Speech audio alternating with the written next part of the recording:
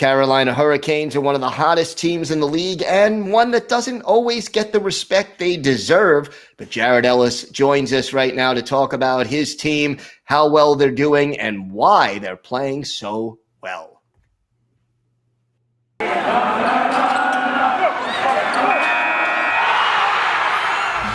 Locked On NHL, your daily podcast on the National Hockey League.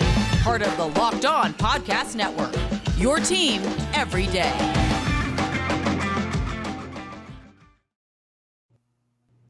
All right, welcome back to the Locked On NHL podcast. Gil Martin, glad to be with you, and thank everybody for making Locked On NHL your first listen every day. We are free and available on all platforms. My pleasure right now to welcome back to the show the host of Locked On Carolina Hurricanes, Jared Ellis. And Jared, I tell you, your team quietly, according to the national media anyway, first place in the Metropolitan Division and looking pretty darn good right now. First of all, Happy New Year to you and welcome back to the show. Happy New Year to you as well, sir. Thank you for having me back. And yeah, the Hurricanes, they are, yes, definitely sort of quietly having one of the best seasons in the NHL. You know, just kind of after, that undefeated streak came to an end early on in the season, and then a couple games here and there outside of the local area, you're really not hearing a whole lot about them unless, your team is playing them. You don't really hear it. Yeah, and over the weekend, a dramatic come-from-behind win against Columbus. Why don't you talk a little bit about that? Because I think it showed a lot of the moxie of this team. Yes, it really, really did because I was enjoying day off on that day and, started off listening to the game, coming back from getting some lunch and then watching the game when I got home. And, they went down 4-0, about halfway through the second. After the first, it was 3-0. And I was really having flashbacks to when the undefeated streak came to an end, when we lost like 5-1 or something like that to the Florida Panthers. I don't remember the final score to that game. That was quite a while ago now at this point. But I was really having flashbacks to that because, that's a big hole to come out of, regardless of how good your team is. So I was really having flashbacks to that. And then the first couple goals happened. Oh, okay, at least it's not a shutout. And then the third period happened, and the floodgates opened, and we ended up winning 7-4. And that was absolutely wild. And I think that just kind of shows how far this team has come from the beginning of the year, that all right, we're down 4-0. We can come back. And they did. And that definitely put some uneasiness to rest, heading into later parts, because in the past, they've definitely seemed to have, gotten down and the mental aspects in, and then you're like, oh, we're down so bad, I don't know if we can get out of this. We can't get out of this. And here they showed that they can. So I think that will really, really benefit this team long term from the mental aspect of it. And then it's fun for the memes as well. Absolutely. What does it say about this coaching staff and the way they are able to motivate this team to keep at it down 4-0 like that? I think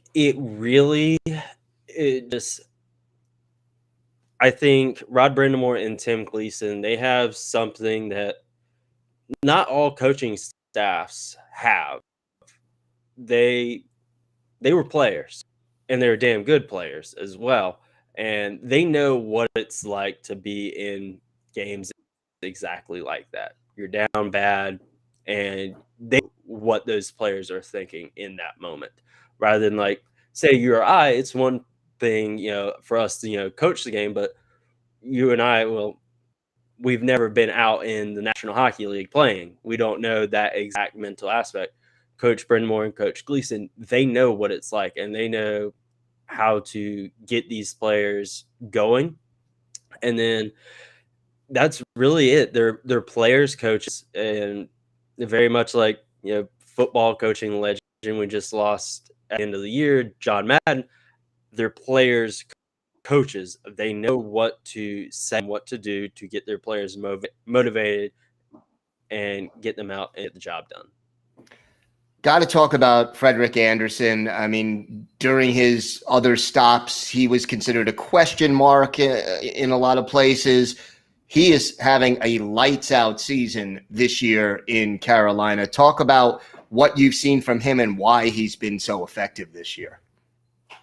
Yeah, this is something that, I mean, all of us Locked On hosts know that I originally wasn't the biggest fan of the Alex Nedeljkovic trade. Yeah, he's still my favorite player in the NHL. I still wish he was with the Hurricanes, of course. But, Freddie, he was definitely a big question mark for me, because you look at those last couple seasons in Toronto where he was hurt, wasn't always playing the best that he could. And then he comes down here, and I'm thinking, he has upside, but will he bounce back like this team is expecting them to? Because whenever they signed him, I'm looking at, you had goalie who's on a bit downward skid, wrong side of 30. And is he really going to be able to bounce back? And so far he has. I think it's a combination of a few things here that's been able to contribute to him having the success that he's had. First and foremost, he's healthy. That's going to do a lot for you, regardless of the position or sport you play. If you're healthy, you're able to play. And I think the team and the coaching staff that's around him here is, I think, maybe a bit healthier from a mental aspect of it than, say, Toronto. We all know how Toronto can be with it being under a spotlight, it being Toronto. And then, that team with all the superstars and whatnot there, you're expected to play at a certain level. And he's not having to deal with the Toronto aspect of the NHL now. He's in Raleigh, North Carolina. And yes, the media here can, of course, blow things out of proportion like they do anywhere, of course, with regardless of the team, but not to the extent that they do in Toronto. And then again, like I said, the coaching staff and the team, I think it's a different culture here than it is Toronto. I think just all this stuff has created the perfect storm for him. He's healthy. He's got a good team around him, good coaching staff. He doesn't have that big spotlight on him. He can just go out there and play hockey. And that's what he's doing.